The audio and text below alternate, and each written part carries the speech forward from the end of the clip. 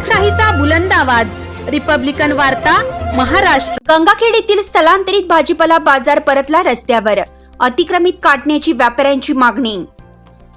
भाजीपाला विक्रेत्यांना मागील वर्षीच्या मार्च महिन्यात संत जनाबाईचे नवीन भाजीपाला जागेला नाव देऊन जुन्या शनिवार बाजारात भाजीपाला विक्रेत्यांना स्वतंत्र जागा देण्यात आली होती।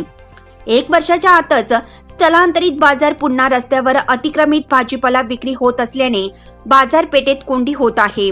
हा बाजार हटवण्याची मागणी दिनांक 5 फेब्रुवारी सोमवारी व्यापाऱ्यांनी नगरपालिकेला निवेदन देऊन केली।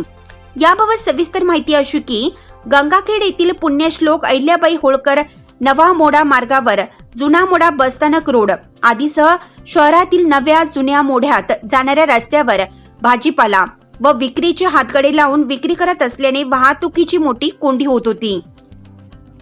सततच्या कोंडीने नागरिक त्रस्त होत होते। गत वर्षी मार्च महिन्यात शनिवार बैल बाजार राणी सावरगाव रोडवर हलवण्यात आला होता। शनिवार बाजाराचं नाव बदलून संत जनाबाई भाजीपाला मंडई असं नाव दिलं। जुन्या शनिवार बाजारात भाजीपाला व फळ विक्रीसाठी विक्रेत्यांना स्वतंत्र जागा देण्यात आली होती। यामुळे बाजारपेठेत होणारी वाहतूक कोंडी कमी झाली।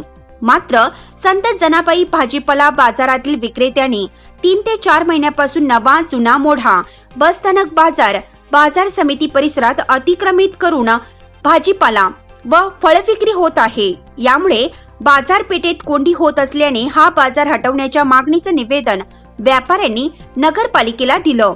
या निवेदनावर बालासाहेब नरहिरे, सुभाष नारायणकर, कामाजी जवादे, महेश शिंदे, राम रेवणवार, प्रदीप कोटलकर, शेख खदीर यांच्यासह 20 ते 25 व्यापाऱ्यांच्या स्वाक्षऱ्या आहेत।